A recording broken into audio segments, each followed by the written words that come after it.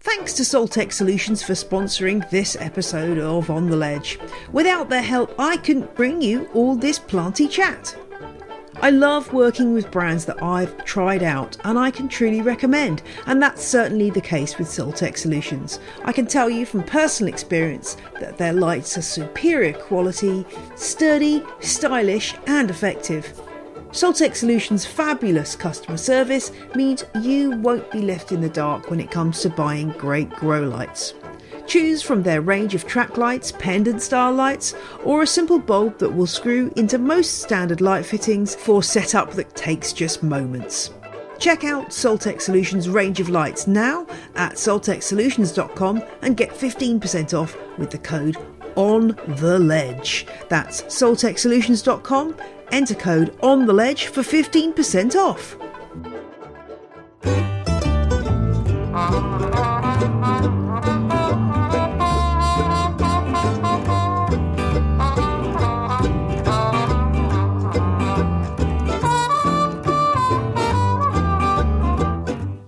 A hearty welcome to the show. I'm Jane Perrone, your host with the most, provided the most means a heck of a lot of houseplants. And this is On the Ledge podcast, the podcast for people for whom houseplants take up a large proportion of their waking thoughts.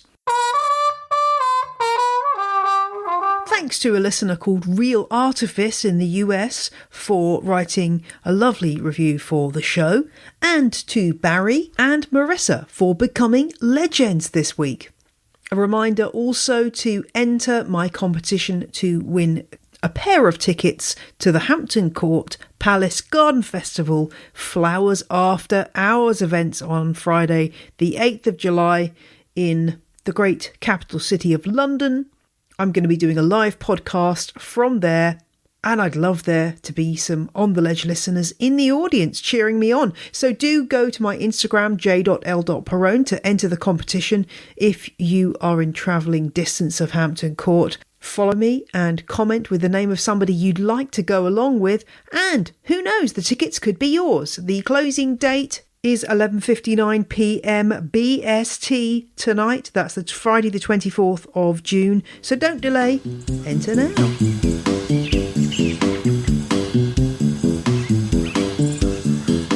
My obsession with books goes right back to being a young child with a torch, reading late into the night under my duvet.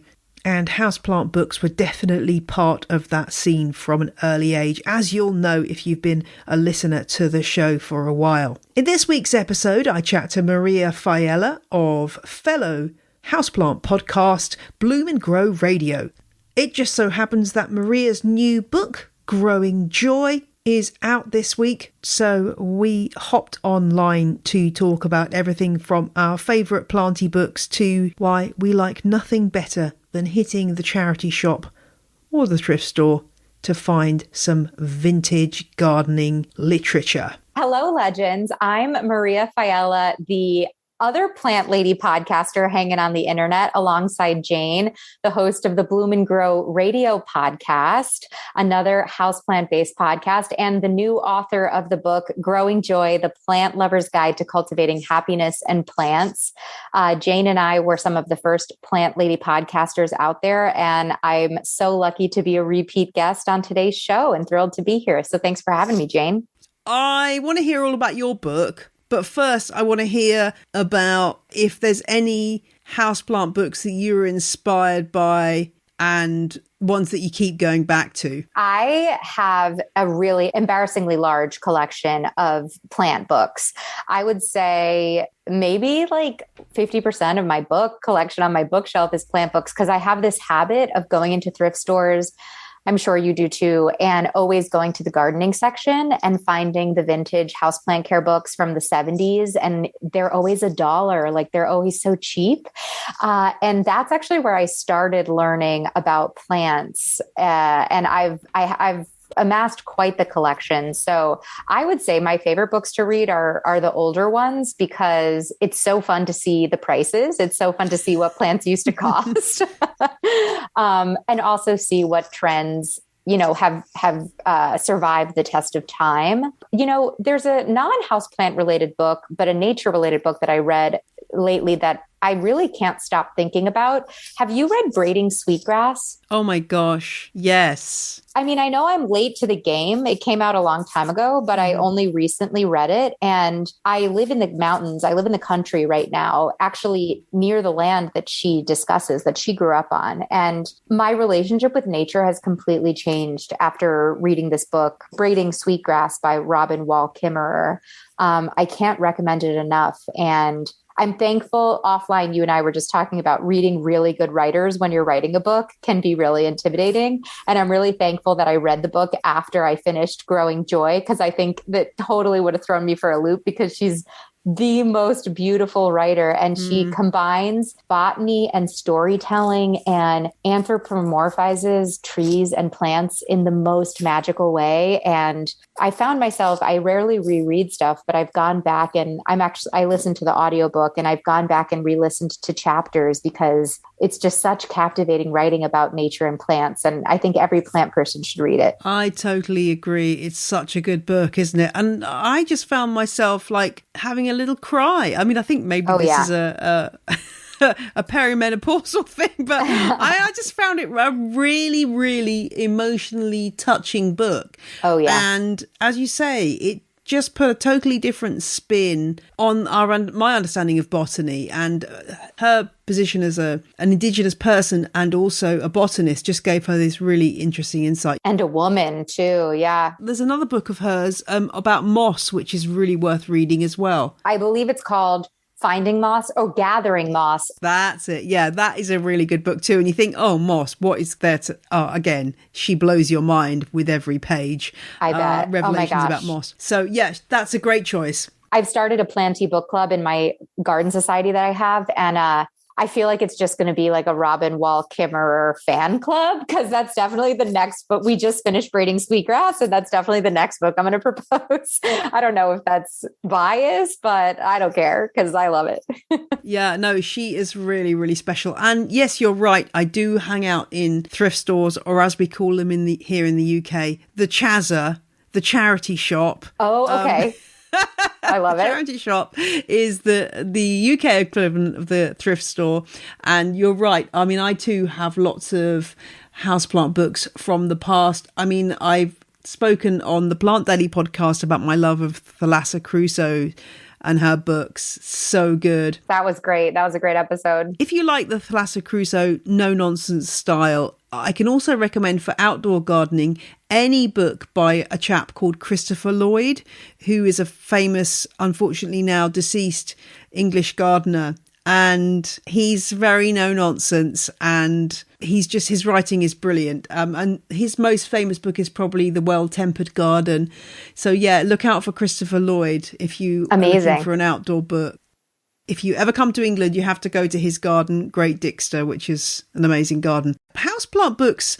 I wonder whether some people listening to this will be thinking to themselves, well, I've never picked up a houseplant book and I never will, just because I love going online, looking on my phone. Are they missing out on anything, or are we just out of step? I mean, I don't know if I'll sound like an elder millennial, but they're absolutely missing out. There's just something about walking over to your bookshelf and pulling a book off of the shelf and opening it, going to the back of the book, looking at the index, finding whatever you're looking for. The connection with the author that you feel too. I mean, I actually write about this in Growing Joy, my book, that plants are such a method, a means of connecting with people, and finding these vintage books on plants is like connecting with these authors from a different generation and hearing their advice, right? Like then they become part of my garden. And I guess you could argue that for the internet, but we spend so much time on screens, like in the morning with a cup of coffee or, winding down. There's just something elevated with books that I think you don't get on a screen. I will say I do love audiobooks. I've definitely gotten into audiobooks, probably being a podcaster myself. I love listening to them when I'm walking or driving. So I will say that is kind of a more modern interpretation of books than, but I don't know. There's something about the smell of books, right? I mean, what do you think, Jane? I agree. Yeah. I mean, unfortunately, I have had the experience of buying a secondhand gardening book online and it arriving, and you open the envelope and the person who owned it clearly was a smoker because the whole book stinks of cigarette smoke. But normally the smell of a book is a wonderful thing if if it hasn't been exposed to nicotine. You're right. And yeah, you can take it anywhere. You can take it out to the park with you. You can lie on the grass and read it. And I also love illustrations in houseplant books too. There's just such a rich vein. One of the ones I really like is there's a Reader's Digest houseplant book which has got I'll put this in the show notes, has got I don't know if it's actually a photograph or an illustration or a combination, but it's like a house-shaped greenhouse with all these houseplants inside, and I absolutely love that one. I just love those illustrations, and especially ones from the sort of 50s and 60s. There's just something really special about them. I think, too, with books, and you and I have obviously just gone through this process. I know that you did so much research for your book, which, by the way, I cannot wait to get. I was so excited to sign up for one with your Kickstarter, but there's so much research. Books are such labors of love. And there's something when I read it from a book, I believe it a little bit faster than I do from a blog, you know? I feel like a lot of research, a lot of care and time goes into it. You know, you have to get it read by a copywriter. You have to get it proofread. You have to do all of these things that, you know, a lot of stuff on the internet doesn't do for you. So that's another thing that I feel like books are obviously, elevated is the better way to say it. Yeah, I agree. And I mean, having had the experience of doing research for my book and then coming across things that were claimed online and just trying to back them up with actual evidence and finding that it wasn't. Yeah. There was no evidence. Mm-hmm. That made me realise quite how much extra work has to go into actually confirming everything for a book. I mean, one example which I can give you from the book, which is the chapter on the spotty begonia maculata. There's loads of places where it's claimed online that the red undersides of the leaves inspired Christian Louboutin to do the red soles on his shoes. Oh, really? Okay. Okay, so that's like, you can read that in quite a few places.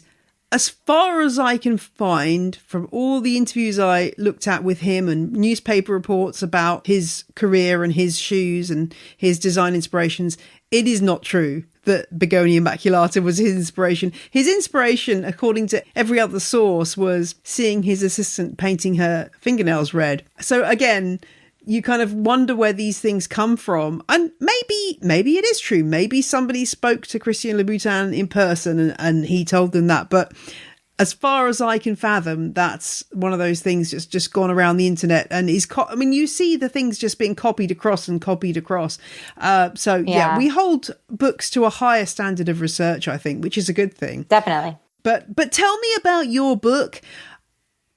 I guess this is one of these things where everyone kind of assumes that once you sort of get into the world of being a planty celeb, that you've got a book in you. But how did this book come about? Yeah, I could have never, 5 years ago, I would have never thought that I would write a book. The last English class I took, I was 18, right?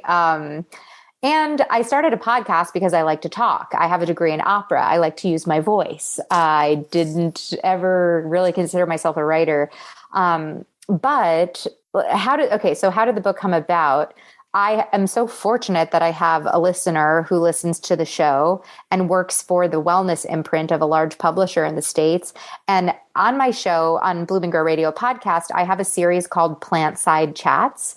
And they're mini solo episodes where I talk about life lessons learned in the garden or learned from my houseplants. And plants are a very emotional, spiritual thing for me. I feel like they're the number one wellness tool, the number one self-development tool I've ever experienced. And I'm a self-development junkie. So that says a lot. I've spent a lot of money on fancy wellness retreats and yoga classes and lots of self-development books, and plants. The simplicity of caring for plants is really what helped me. And I have this through line on my podcast of sharing these little, woo-woo or cheesy life lessons learned from plants. And one of my listeners, current editor, approached me asking if I would be interested in not writing a plant care book, but writing a self-care book about plant care, because she herself understood the transition, or that experience that we all have as plant lovers, where maybe we start caring for plants because we want to bring them home and make our homes look beautiful. But I think many of us continue caring for plants because of the way that they make us feel and the joy that they bring us. But when you look at the landscape of gardening books, most of them are talking about plant care, not about self-care. When she first, actually, Jane, I think you'll find this funny, but when she first reached out to me, she was in my website notifier. She sent me a message on my website, and you and I probably get pitched a lot. We get spam, we get a lot of stuff, and I just thought she was spamming me. I didn't even think she was real. I had never heard of the name of this publisher. And so I saw it come in, and then I kind of ignored it for a while. And then off chance, I showed the email to my dad, and my dad was like, "Maria, are you kidding me? That's one of the biggest publishers in the country. Write her back right now." He made me write her back, in front of him on my cell phone.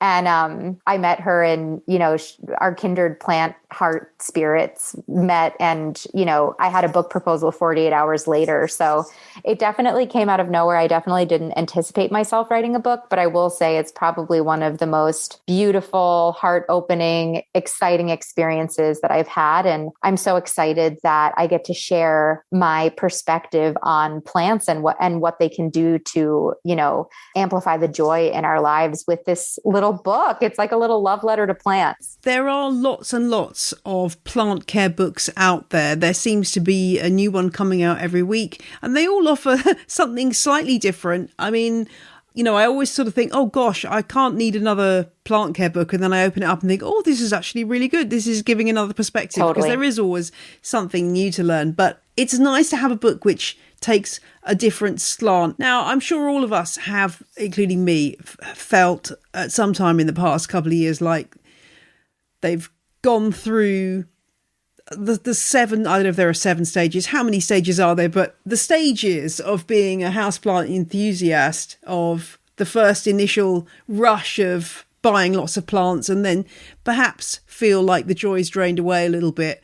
I mean, I've been collecting plants since I was about 5, which is at least more than 4 decades of plant. So it's been a slow burn for me, but I can tell you that I really have felt sometimes in the last couple of years that I've got too many plants. I can't cope. Why am I doing this? So I need some tips, Maria. Can you give me a little bit of advice from the book, how to re-spark the joy? Oh, yeah. I mean, girl, I feel you. I've gone from 150 plants to about 80 plants over the last 2 years. So I can totally understand. And I think you point something out. Our relationship with plants can be seasonal, right? I think we get into that honeymoon phase with plants and think that we're supposed to stay there, and that this joy that we feel when we see the first Monstera leaf unfurl is going to resound throughout our life, where our relationship with plants is seasonal, just like our lives. Different things happen in life that are going to affect the amount of time that we prioritize with them. Obviously, as I have a lot of friends that have become new mothers this year, and seeing how their relationship with everything has changed, right?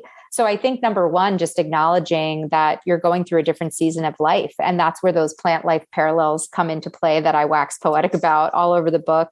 But I actually have a whole chapter in Growing Joy on the dark side of plant care, because I think it's something that people don't talk about as much in our community, because due to things like Instagram and Pinterest and YouTube, where everybody has these beautifully curated, perfect looking plants, when we kill a plant, people don't like to show their dead plants online, right? People don't like to share that they're struggling, but we all struggle. We all kill a plant, right? And it's about how you bounce back from that plant fail that kind of defines what the rest of your journey looks like when it comes to caring for plants. So there's a whole chapter of Bloom and Grow in Growing Joy on how to deal with plant parent overwhelm, how to identify your right number of plants. So number one, I think my first tip would be assessing how many plants that you have and assessing what the right plant number for you is in this moment. And in the book, I kind of guide you through a couple of different ways for how to assess that. But a lot of people right now, what I'm feeling in our community, and it sounds like it's what you're feeling in your community of listeners too, is in the pandemic, we had so much time and we were home. So a lot of us got a lot of houseplants, right? The world is opening back up. People have to start commuting back to work. People have social calendars again. And now all of a sudden, the number that felt healthy and joyful in the moment when we were all indoors isn't feeling healthy anymore. And I think you need to make peace with understanding that your collection is going to ebb and flow and change just like our plants do, and being comfortable letting go of plants, whether that's gifting them, whether it's saying, you know what?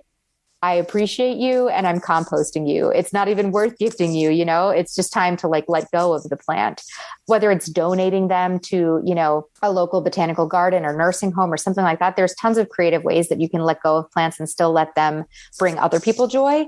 But just because you buy a plant doesn't mean you need to keep it. And I think it's important to find a plant collection and plant number that brings you joy and not stress. And if you have a plant in your collection that 50% of the time brings you stress instead of joy, then that plant isn't right for you. And when you let go of that plant, you either create a collection that works for you, or you make space for other plants that work for you that will actually help continue to spark curiosity and awe and all of those awesome things that we get with our plant collections. So I think number one is I would definitely talk about, definitely encourage people to assess their plant number and not be ashamed to let that change and ebb and flow, just like the seasons do. Do you know what? I'm going to say one word here, and that is calatheas. I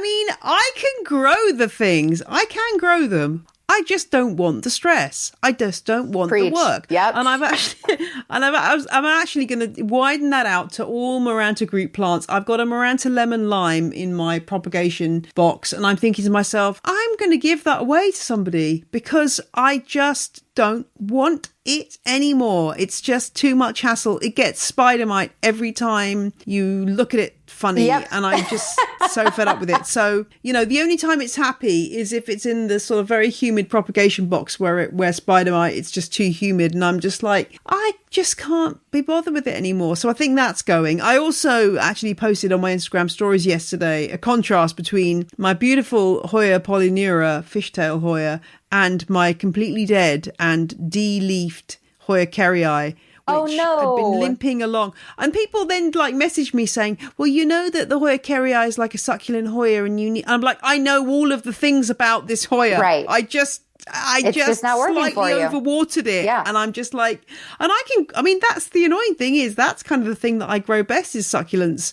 But this one, for whatever reason, no. So yeah, you're absolutely right. And I have a real thing for propagation. So I do end up with quite a lot of excess plants, but I do have a nice little gig going where I have a Facebook group for my local community, which is like an abundance group. So you give things away, you offer things up. So I just give them away on that usually and make a little money for the local hedgehog rescue in the process. Oh, and, I love that. It's great. It's really great. And hopefully... And hey, if you're lonely and looking for plant friends, going up on a Facebook and offering some free plants, that's a great way to make plant friends. Even this weekend...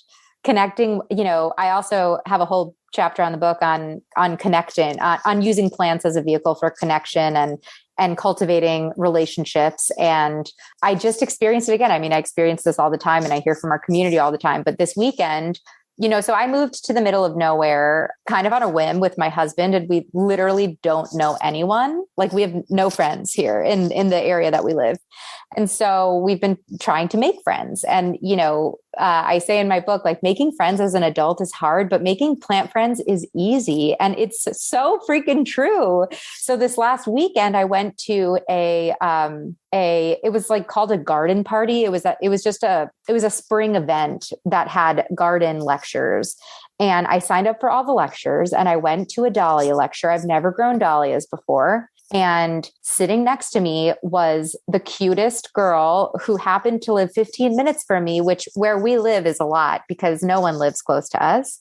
And she started 60 dahlias and offered me 5 of her dahlias. Oh. We've been immediate plant friends. We've already gone plant shopping twice together. We text each other about our, where we live. We have a little microclimate that's much colder than our frost date. So we've been, going back and forth of, okay, when are you bringing yours out? And I've made this friend through the power of plants, and it's just because she, offered me some of her dahlias in this very sweet gesture. And I'm offering her I'm starting some seeds for her, and we're going to be garden buddies this summer. So I think that's good. Yeah. So I think that's another, obviously easy way to make friends. And I think with getting rid of, because her dahlias were overwhelming her. So she did exactly what we talked about and they're bringing me so much joy. Oh my God, I'm having so much fun, helicopter parenting these dahlias right now because I'm so I'm so terrified of them. Do you have a slug issue where you are? That's going to be your downfall. I'm growing in containers on a second story balcony. Okay, so you'll be fine. I'm hoping we'll be okay. And I'm hoping the squirrels don't notice. What about earwigs? Do you have earwigs in your way? That I don't know, because this is my first growing season in this new area. Okay, well, this is what you need to watch out for with dahlias is earwigs. Earwigs love dahlias. Okay. So there's a little trick you can do. Just trying to remember because my dad always used to do this. I don't really bother because I'm not bothered don't really mind earwigs. But there's a way, I think you put is it like a rolled up piece of cardboard or something? And the earwigs collect in the cardboard. Anyway, I'll dig out the tip and send it to you. But I didn't even know if you have it. You must have earwigs, surely. Anyway, I'm sure we do. I'm sure we have it all. Like? Those little black pincery things. Anyway, yeah. Well, that's great. That is lovely to hear that you've made a friend. I helped to run a community herb garden on a roundabout. You don't even have roundabouts, do you? Yeah, no, we do. All these stranging. Do you have roundabouts? Yeah. Okay. So it's on a roundabout, which sounds really unappealing, but it's actually really, really nice. And it's great because every so often we have a volunteer session and we're just all there weeding away. And it's just a really nice chat, catch up time. And yeah, again, you make friends that way too, just by gardening side by side in that community garden. It's a really, really valuable experience. And people walk by. Sometimes they're drunk. That's okay. So then you have a nice giggle with the other friends, right? Somebody interesting always walks by. Like there's often a drunk person. There's often somebody who may be going off for some kind of illegal transaction of some kind or other. That's amazing. It's a really, really great set of people who volunteer, and I get so much out of it. And the other lovely thing about that is it's like aromatherapy because you're working with all these Mediterranean herbs. So you literally come out smelling of these aromatic herbs, which is amazing. So that's nice. Amazing. I have plans for a big herb garden this summer. And I did a lot of research for Growing Joy on scent and the brain. And, scent, with plants, we really don't realize how awesome it is to engage all 5 of our senses with our plant collection. I think maybe we do touch and sight, but scent is such a powerful sense, obviously.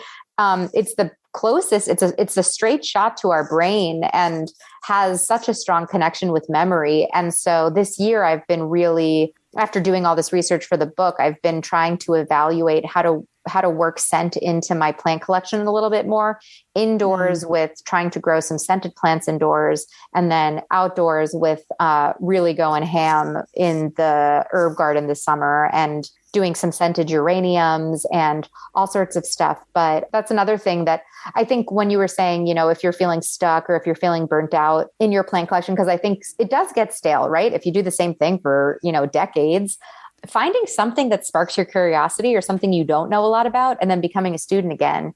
So for me, learning about these scented plants, Hoya, I know everybody's obsessed with Hoya, but because I haven't been collecting plants in the last 2 years, I don't have a lot of Hoya.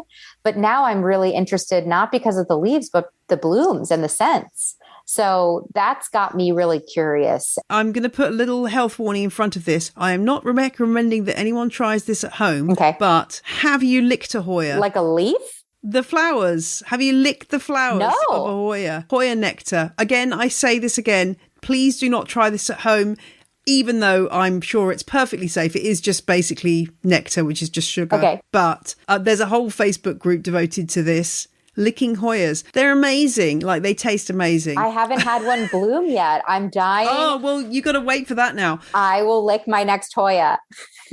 There's some amazing flavors. Hoya Bertonii tastes like butterscotch. I missed that in my book. Yeah. Darn it. Because I didn't put that amazing. in the taste section of my book. Darn. All right. Next one. The next one.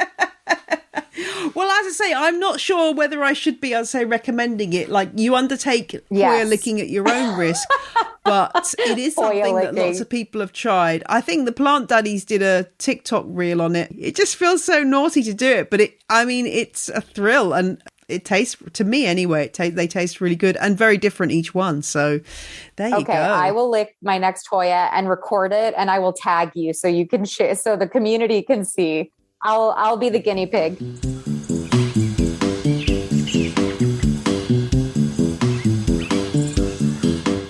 More from my chat with Maria shortly, but now it's time for a question. And this one comes from Jeffrey and concerns an anthurium, specifically Anthurium andrianum. Now, Jeffrey discovered when reading up on these plants that this species of Anthurium is an epiphyte. And logically enough, Jeffrey's wondering why they've never seen one of these planted like you might see a Phalaenopsis orchid, or mounted like a staghorn fern or an air plant. Well, this is a really good question.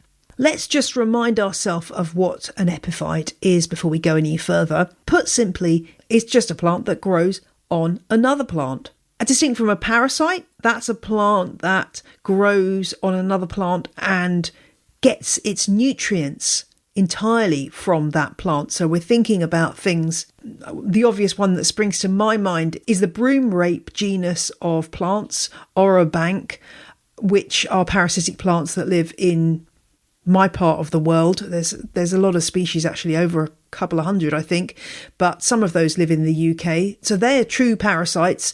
They draw all their energy from other plants' roots. They've got no chlorophyll, so they're entirely dependent on other plants. There's one that parasitizes ivy, for example, called ivy broom rape. So that's a parasite. A hemiparasite, well, that's a plant that draws some of its nutrients from the plant that it's attached to, and things like mistletoe, Viscum album, fits into that category. But epiphytes, no, they're just using the plant or tree as an anchor. They're not sucking anything out of it in terms of nutrients or water. I guess the TL:DR answer is not all epiphytes are the same. Their root systems can be really, really different depending on exactly where they grow and how they grow. Trees and other plants that plants grow on vary enormously. It depends on the setting and so on. So both the species type can affect the roots, and also the conditions in which it finds itself growing can affect the roots. And indeed, Anthurium andrianum is one of these plants. And in the Anthurium genus, there are a lot of epiphytic plants in that genus. Where does it come from? Anthurium andrianum is native to Colombia and Ecuador, although it has spread more widely through that region. And they do live up in the canopy of trees. In nature, over time, as they grow, they become quite gangly and not the compact plants that we're used to seeing coming out of nurseries with those beautiful, brightly coloured, usually red or sometimes other coral colours, spathe and spadix that we're so familiar with in their houseplant identity as the flamingo flower. And when they're growing in the wild, like other epiphytes, they'll find pockets of leaf litter, decaying organic matter in nooks and crannies in trees, and that's where they will put down their roots. Some roots may be exposed, other roots may be pushed down into this leaf litter.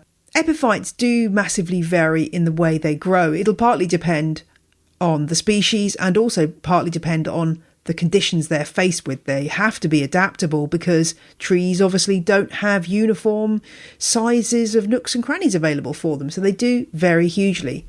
there's no reason, Jeffrey, why you couldn't try growing this plant in a more epiphytic style, if I can put it that way, whether that it would involve wrapping the roots around something like a piece of cork and covering that with moss, or using an orchid-style pot for it. That would certainly be possible. I guess the reason why people don't do this is that often this particular species, the flamingo flower, is treated as a throwaway gift plant. It's not really something that people keep going with for a long time. And if you want to have a look at the different ways that epiphytes grow, there's a really great public Facebook group you could have a look at called Epiphytophilia, I think it's called. I'd be really interested to see if any of you have ever seen a flamingo flower growing in an epiphytic fashion, perhaps mounted to something like a stag's horn fern or in a basket. It would be fascinating to see, so do send me pics or links if you have. I hope that helps, Jeffrey, and it just shows the more you know about a plant species, the more it helps you to grow them in interesting ways. That's all for Question of the Week. If you've got a question, drop me a line on theledgepodcast@gmail.com. And now it's time to get back to my convo with the delightful Maria Failla. Do you find with scent that certain scents are incredibly nostalgic to your childhood? I know your mum is a keen gardener. I find certain plant smells just set me right off, and I'm like tear in the corner of my eye thinking about, my granddad. Like if I go into a greenhouse where tomatoes are growing and you get that tomato leaf smell, that is incredibly nostalgic to me, going to my grandparents' house. I just find that really, really, really potent. Yes, it is. It's so powerful with our memory. I had a really interesting experience 6 years ago now. Yes, my mom is an amazing gardener. She's Italian. I come from Italian immigrant grandparents. My nanny used to sow seeds into her bra to sneak them into the States and grow them, on her property. She grew everything. I mean, they never grocery shopped. And my grandparents lived in Queens, and the front of their house it was popular in the 70s. It was like a thick kind of warped glass. You couldn't really see through it. Do you know what I'm talking about? Yeah. They had this porch that had this thick glass, and Nani would start her seeds in it. And it was a jungle every time you walked in. And this is so funny for me to think about, because I talk about plant blindness in my book. And I was so disconnected with nature that I grew up with the most epic plant lady of a grandma. And I have almost no memories visually of her plants. My mom swears that my grandma, she had a monstera that apparently climbed up to the ceiling and across her ceiling. And I have no memory of it. And I grew up going to my grandparents' house every week, but I have no sight memory of it. But about 6 years ago, as I was waking back up to connecting with plants again, I was in a restaurant with my mom and my sister, and they had geraniums, like normal geraniums, not scented. And I smelled the geranium, and I was immediately transported back to my grandma's porch.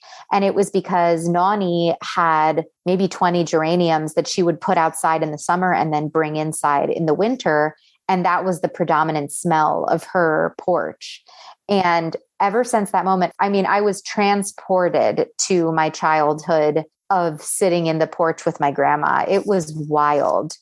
And now I always keep geraniums because of her and, have a little smell. So yeah, I think scent is so important. Basil too. Basil is what reminds me of my mom. And if I could wear basil perfume, I would. I just think it's the greatest scent ever. But yeah, and scents are also extremely personal for people. So, what I love, someone else is not going to love, it's so personal. Do you find that too? Totally. Yeah, my husband always claims he has a better sense of smell than me, and he probably does. He cannot stand anything like hyacinths and paper white narcissi. He finds just too strong.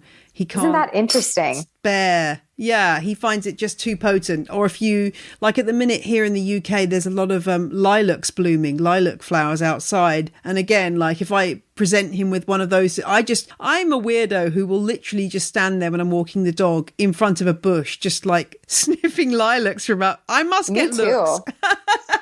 I'm just soaking it all up. But if I give one to him, he'll just be like, "Oh, I can't cope. That's just too strong. It's too strong." I think he would say that my sense of smell is not that advanced, but I think it's probably just appreciates slightly different things. But yeah, I just go around sniffing things. I am that weird person in the park who's like, why is she standing there staring at that shrub? It's probably flowering. Once I started also learning about, I did a lot of research on forest bathing. I have a whole chapter on it in my book. And I started learning about the VOCs that trees give off and their power. And now I'm the crazy person. I'm not even smelling the blooms. I'm going up to a tree and rubbing the needles in my hands really fast and then like deeply inhaling. Like I look so crazy on my nature walks, but now I really want to get that relaxation, that rush of relaxation that I get when I engage with trees. So I actually have burning in my office right now, hinoki oil. Hinoki is a Japanese tree that I talk about a lot in my book. There's this researcher, he's a scientist who I have a crush on. His name is Dr. King Lee, and he's done all of this research in Japan, and there are medicinal forests about the power of this hinoki oil. So I found a candle and I burn it in my office to try and connect with the forest, even when I'm trapped indoors at my computer, you know? Yeah. Oh, that sounds great. Yeah. I mean, I think we are only just waking up to the wonders of trees for sure. Now, I want to know a little bit more about this book, the writing process. You said that you weren't a writer. Let's just share a bit of mutual pain about the process of writing a book. Where do we start with that? I mean, I think it gets hard once you've finished the manuscript, to be honest. I think it gets hard in that those people think, you've written the manuscript, that's it, you've done it. But actually, that's when the hard work starts, it seems to me. Oh my gosh. Well, but yes, I have a funny story to tell about that. But even before that, something that I don't think I was ready for was, I find myself very fortunate that I've had this experience of kind of getting handed a book deal on my lap, right? That's very unique. And I'm very, very fortunate and thankful for that. But I also was extremely unprepared for what the process of writing a book would look like because of that, because I basically just tumbled down this hill of figuring out this opportunity and how to navigate it. And you go through these negotiations with a book deal and you're going back and forth and you get a lawyer and you're figuring it all out. And then you sign this contract. You're in constant communication with all these people helping you kind of cross this finish line. And then they say, okay, like see you in 3 months with your first draft. And I'm just like, wait, what? Is anybody going to hold my hand through this process? And, I don't have kids, but what I kind of equate it to, and I don't want to equate it to this, but, women talk about, or parents talk about going to the hospital, having the baby, and then just kind of like being given your baby and just sent off, right? Then you've got to just go figure out how to take care of your baby on your own. Like no one in the hospital is helping you. And that was kind of I kind of had whiplash, I think, my first month of, oh, wow, I have to write this now. Like, how do I write this, right? How do I make an outline? How do I start tackling this mountain that feels insurmountable? And I actually almost gave my book advance back because I just was so overwhelmed with doubt and overwhelm of what that process looked like. But then you definitely go through, I mean, I definitely went through phases. You're a much more established writer than I am. So you probably skipped the first few, but I went through these phases of figuring out how I write, figuring out when I write, for how long, like when to schedule the writing experience. And then you kind of start to get excited because then you start to learn how to like edit your own. You write, but then you start to learn how to shape writing, and that gets really exciting. And then, I had a couple of days where I would drop in and I would write for like 10 hours straight, and Billy would just like bring me meals because I was just in this really cool like flow state of writing. So that was exciting. But then you go through the phase where you read your, 75% of your draft and you think that you have to delete it all and that you're terrible. And then you have a great time, day where you're like, oh my God, this is amazing. And you just go through this crazy roller coaster. I'm fortunate enough that my editor kind of stepped in and held my hand through some of the process. But so that whole process was a real whirlwind. And I think it took double the amount of time that I had originally thought it would to write the book, because I I anticipated what a learning curve I would have for writing would look like. But I'm having this funny interview for a local newspaper. I'm 90% done with my first draft of my manuscript. And I'm talking to this interviewer who happens to be an author. And I told her, oh my gosh, I'm almost done with my book. This has been wild. I can't believe how much time it's taken. I'm about to submit my first draft. And she says, oh, honey, you're submitting your first draft? And I said, yeah, I'm so excited. I'm so proud. And she was like, oh, like that's when the work starts. Like I thought that I was almost, over the hill, and I did not know what I didn't know. But like you mentioned, I mean, I think that what people don't understand is you write your first manuscript and then you send your book off and then you write your second manuscript. And for me, that was restructuring the whole book and doing a lot of edits. And then you find what you're on to and you really are able to distill it. But it's such a wild process. I mean, I couldn't believe it would take 2 years, but yet we've needed all of the time in order to make the book happen, Yeah, exactly.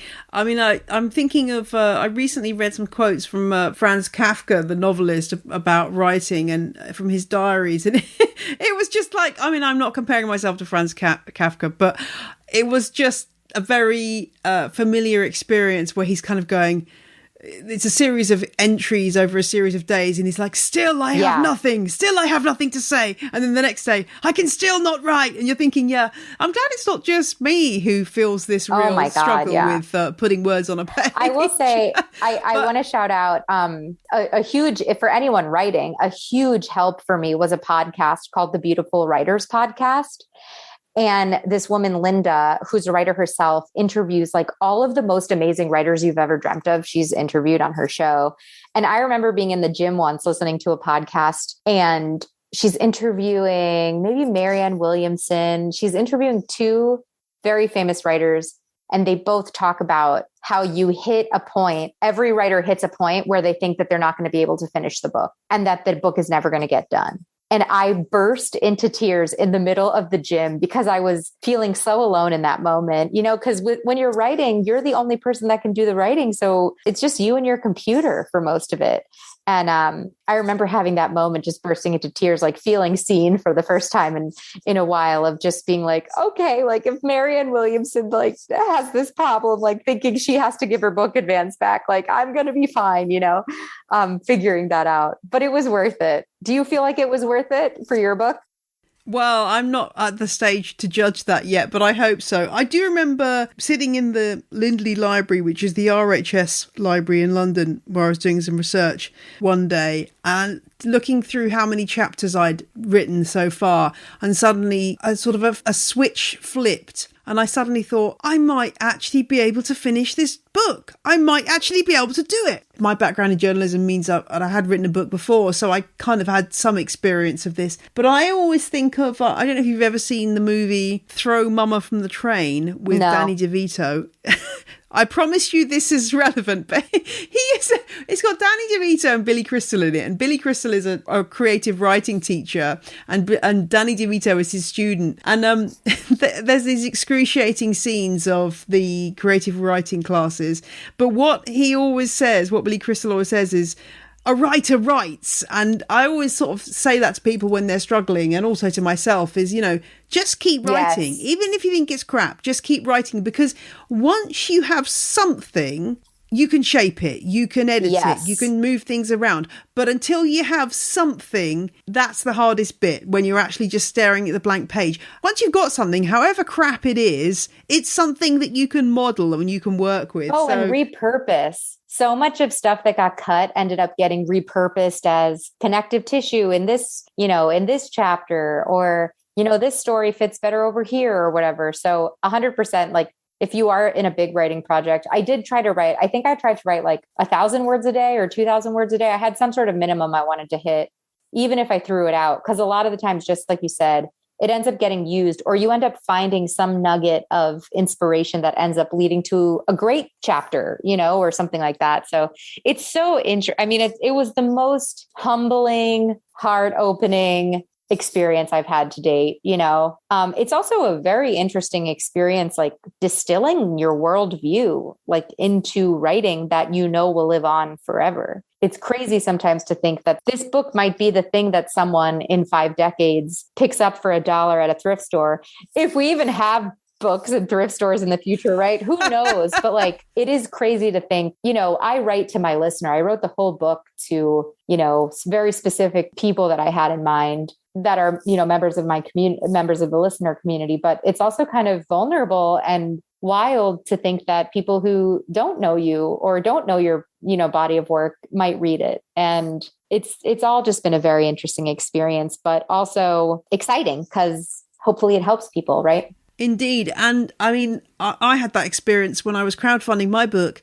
I assumed that everybody who bought one of the Zoom houseplant consultations that was offered as part of one of the pledge levels would be a fan of the podcast. So I was like turning up for these Zoom things, and quite a few of the people, I would say about a third of the people, had never listened to the podcast. Oh my God, that's so cool. So I was blown away by that because I'm thinking, wow, that's so cool. That's amazing. So cool. So, I mean, a lot of the time it was lovely. It was lovely listeners and they were immediately familiar to me because they understood, who I am. But as I say, about a third of them, they were just coming at me as I was some kind of houseplant person they'd never come across before. So that was interesting. I'm sure that'll be your experience too.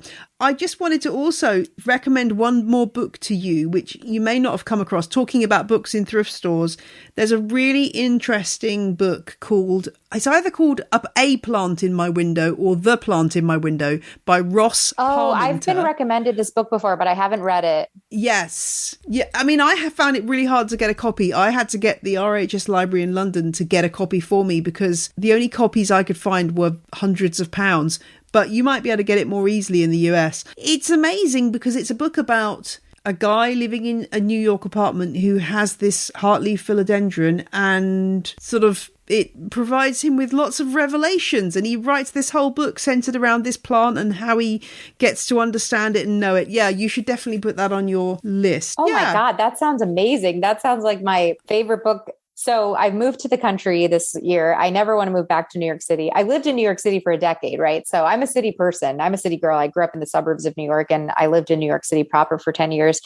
Living in the country has like totally changed. Now when I go back to the city, I'm like, oh my God, it's so bright and it's so loud and everybody's walking so fast. But one of my favorite things about being in any city, but there's something in particular about New York City is whenever I walk down streets or when you're in a taxi cab, like looking into the windows and seeing the silhouettes of plants, I don't know, it makes me feel less alone. Like I love knowing that there are other plant people out there. And it's one of my favorite things to do is just walk around the city and look at the silhouettes. I just think it's so fun.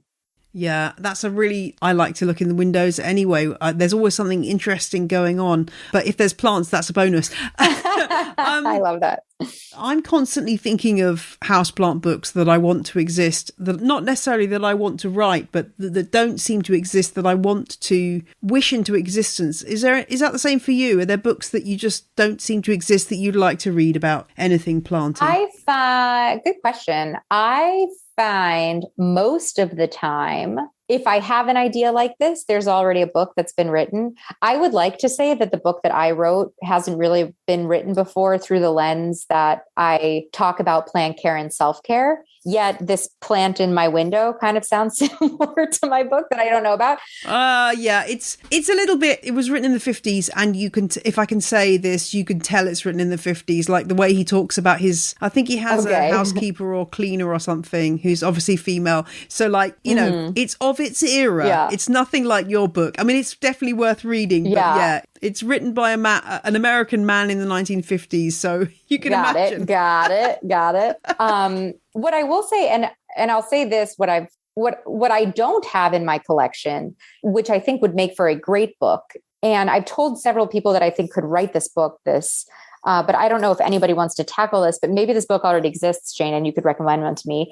All of my houseplant books have sections on pests, but there's no dedicated book that I know of to houseplant pests and houseplant problems. And I think that would be a very interesting book. Yeah, exactly. Is there one?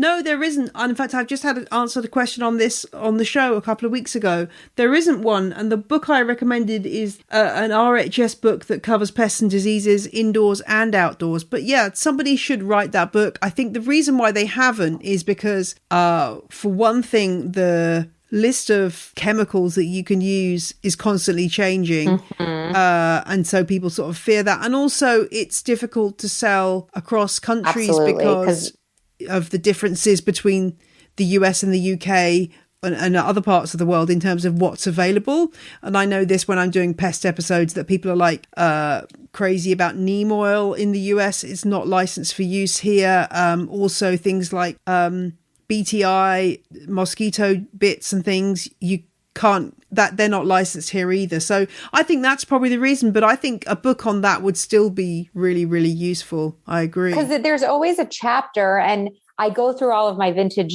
books and current books, and, they all kind of more or less say the same thing, but there's not even like great illustrations or photos. Like I think that there easily could be a book dedicated to that subject matter. But I think what you brought up is exactly why that it hasn't been made, because I think it would have been made if it would have been easy to make already, because it's such a pain point for our community, right? Pests are such a pain point for us.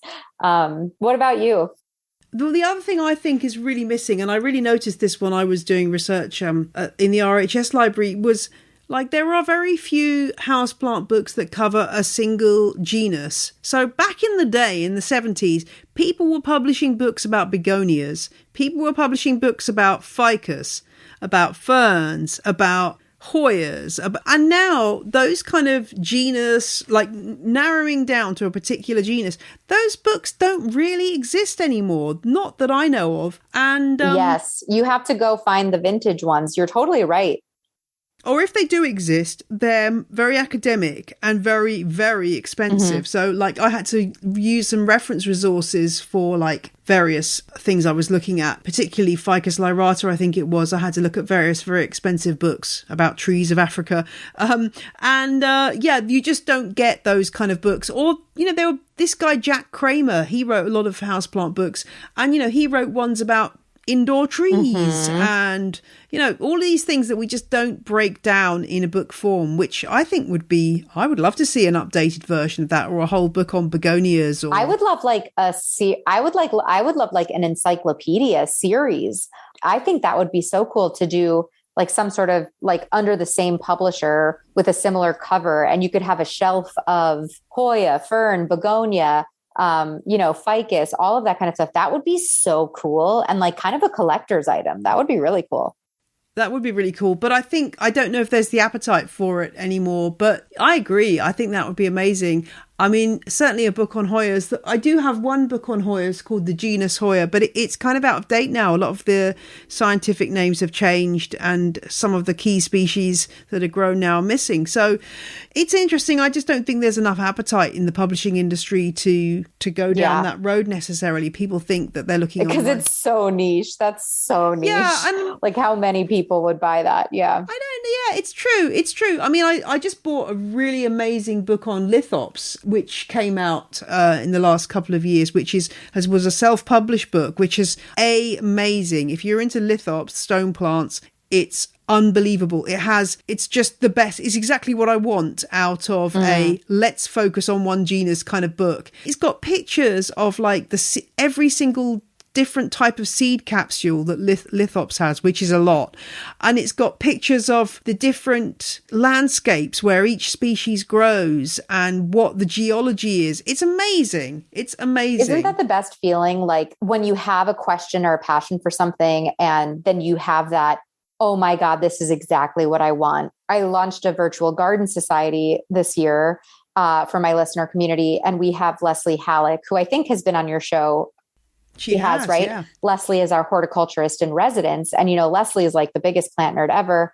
And she gives these lectures once a month. And like some of these lectures, it literally feels like, oh my God, thank you for answering this question. Like that, like when it's a book or when it's someone, a real expert like this lithops person you're talking about, a true expert in lithops who really knows how to educate, that is like the greatest, most satisfying feeling of finally understanding the why behind, the depths of the passion that you can't find on the internet. You can't find that deep dive on lithops or, in my case, the deep dive on variegation, that she talks about. You can't find it easy for free on YouTube, Exactly. And that's the thing. A lot of these people who just do have that really in-depth knowledge, they're not online. Yeah. They're too busy in their greenhouses. Absolutely. They're not necessarily dispensing this information in, Facebook groups. And that's why you end up with, really terrible advice being dispensed. And Facebook is I think now too, Facebook can be so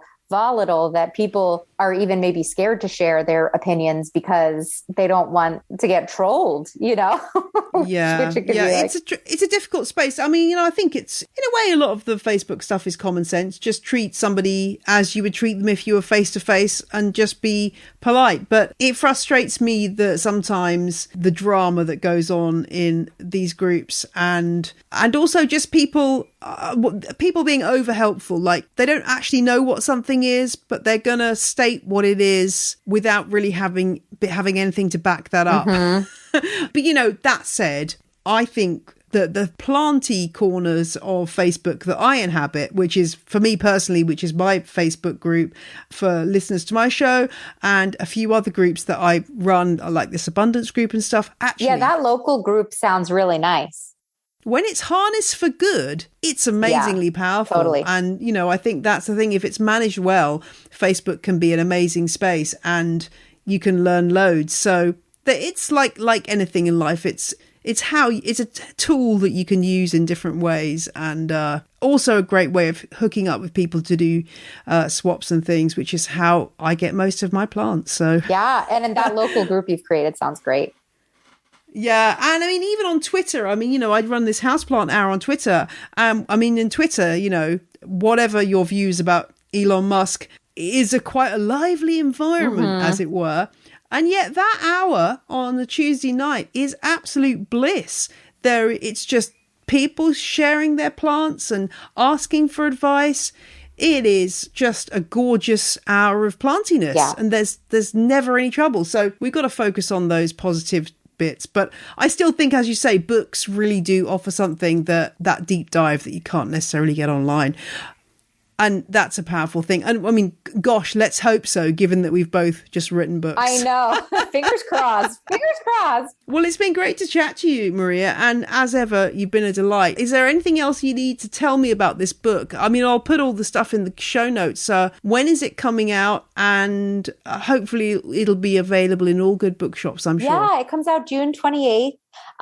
It's available on Amazon internationally, I believe. So any of your British audience, you're still welcome to order it. It's called Growing Joy, The Plant Lover's Guide to Cultivating Happiness and Plants. And it is my love letter to plants. It's a combination of, over 60 practices that you can immediately start implementing.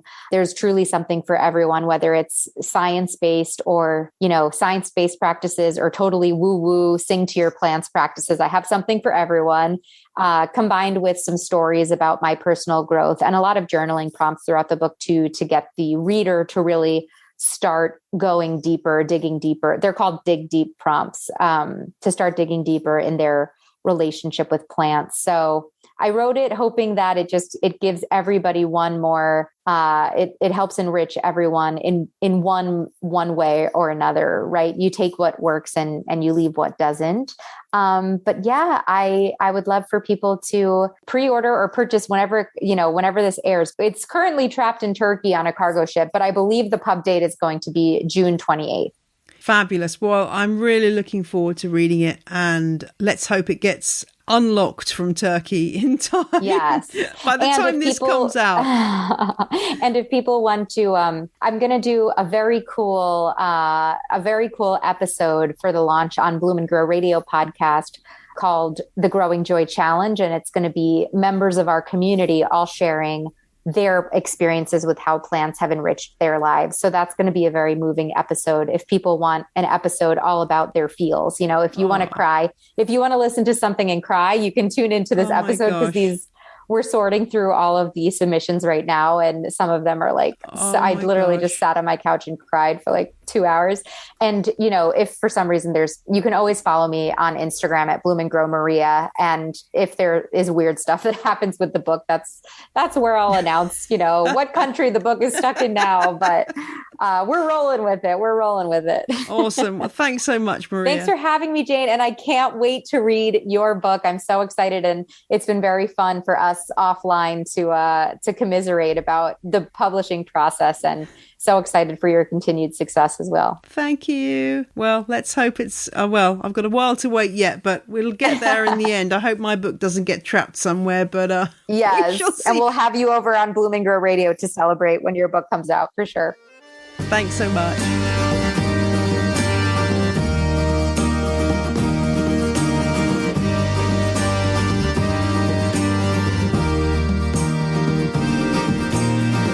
Beat of the music means another episode of On the Ledge is coming to an end.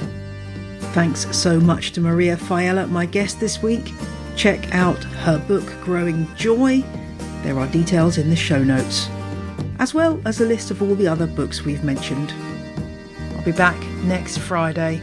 Do join me. Until then, when it comes to houseplants, follow your heart, but more importantly, use your eyes and all your senses to help observe your plants. Bye!